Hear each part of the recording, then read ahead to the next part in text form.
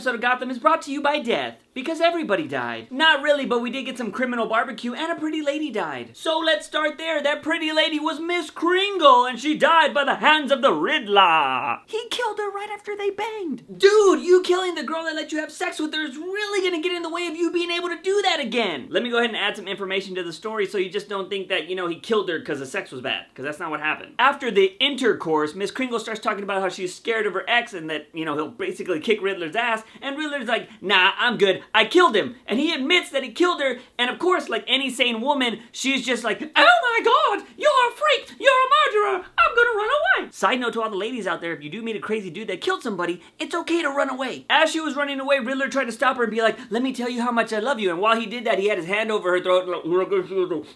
Gotham totally tried to make it dramatic and sad, but I thought it was kind of lame. Honestly, I was like, I'm not feeling anything here, boo. I honestly didn't feel anything. I know they were trying to make it dramatic or whatever for her death and like, oh my god, he killed his love, blah, blah, by accident. It was kind of lame. It was really kind of lame. I didn't think their relationship was strong enough yet. They were just started dating, so I didn't feel like, oh my god, I can't believe they're not gonna be together anymore. A cooler death would have been if she would have like ran out to his like balcony and she's like, don't touch me! And then she falls off and he's like, no! That would have been better. But with all that, it looks like the Riddler character is slowly starting to develop. Now let's go ahead and jump over to the Penguin storyline. If you remember from last week, Butch got his hand cut off because he needs to infiltrate Galavan's whole secret society thing. Well, he does gain his trust and he gets to work for him, and it's over like that. Like, you think that there would spin an episode of 2 of him building this trust so he could find Penguin's mom? No, it's over like that. Galavan's onto him, he gets his stupid sister to be like, oh, teach him some business. She's like, he's a big bear, and I already hate her. Ugh. Like I said, it was over super quick. Butch found his mom instantly. He just sees the TV. Oh, I know exactly what warehouse that is. Like, what? The show made it seem like Butch gets beat up and then he says he escaped and he told Penguin, I know where your mom's at.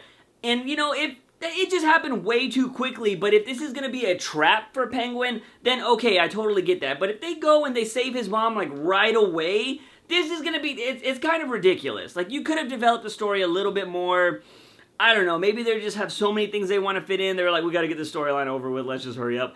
I don't know what you're doing there, Gotham. I think the Penguin storyline could be handled a little bit better. Anyways, Penguin's getting all his other birds and they're gonna go shoot up this place and get his mom back, so that's gonna be war in the next episode. Moving on from Penguin, can we talk about how Selina Kyle is taking nothing but L's this season? Jeez. She gets slapped by Alfred, she gets pushed out of Bruce's life without any of Bruce's say-so, and she kind of likes him, he likes her, that whole thing's going on, so she's got that kind of feels going on, and then her friend Bridget, who I haven't even talked about this yet, but she dies in the episode, and it's like, what? She is just taking nothing but L's, and then she can't trust Gordon. Now there's no trust there, she can't trust anybody, and it's just, oh, poor Selina. But I think this is great character development because Catwoman in the comics, she doesn't trust a lot of people. And that's what they're doing in this show. Like, any good relationship she has is being broken in the show, and that's what happens in the comics.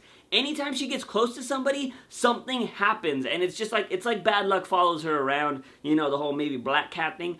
I don't know, blah, blah, blah. But I do think it's making Selina Kyle stronger as a character, and I want to see more of her. I love her stories. What she's doing is good. Hopefully we get some more Selina Kyle in the future. Now let's talk about the big shiz. In last week's episode, we met Firefly, and in this episode, it concludes that storyline. Bridget is trying to leave town, but her brothers catch up to her and kidnap her and make her come back to the team, but she ends up killing them in the process. Then she goes and tells Selina that she's gonna rid the world of bad people. Selina tells Gordon because she wants to save her friend's life. Gordon tries to help her, but the girl goes all crazy and sets a cop car on fire and herself at the same time. And she apparently dies. Now this is where it gets good. At the end of the episode, we find out Firefly is still alive and she's being taken to some crazy underground hospital where they keep the rest of the monsters. And then we just see all these crazy patients being tested on. Wait for it, but then we see this dude.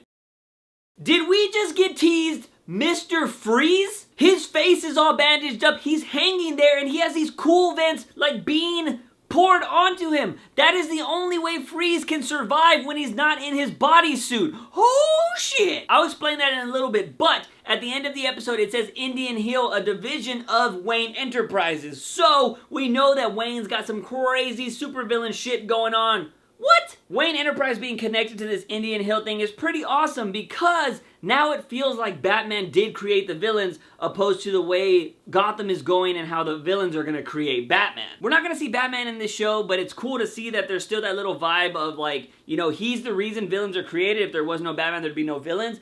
But in this kind of sense, if there was no Wayne family, there would be no villains either, because they have some crazy shit going on underground. So if you do dive into it a little bit, it is still kind of like it's Bruce's responsibility. His family name is creating these crazy people. So in the future, he's gonna have to be the reason to take care of them as Batman. Also, if you guys don't remember last season, Indian Hill was mentioned when it was a meeting between Falcone and Maroni. They were talking about land, and they said Indian Hill was just like a toxic waste dump. Toxic waste dump? Crazy people? Oh shit! Remember when I said Riddler lived on Grundy Street? And did you know that Gotham's shown on a Monday? Are we gonna get Solomon Grundy on a Monday? Gotham is gonna be getting into the crazy characters. Oh my gosh, this is gonna be so good. Because some of the best rogues in the Gotham universe Batman thing, oh my god, are crazy ones. Now I'm gonna read this off my phone because I heard about this a while back and this is totally awesome. Okay, Gotham producers confirmed that Mr. Freeze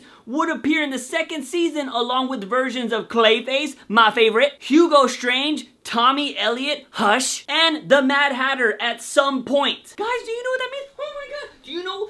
Those are all great characters. And are they gonna be in this season? Did he just say they're gonna be in the second season? Did we just see Mr. Freeze?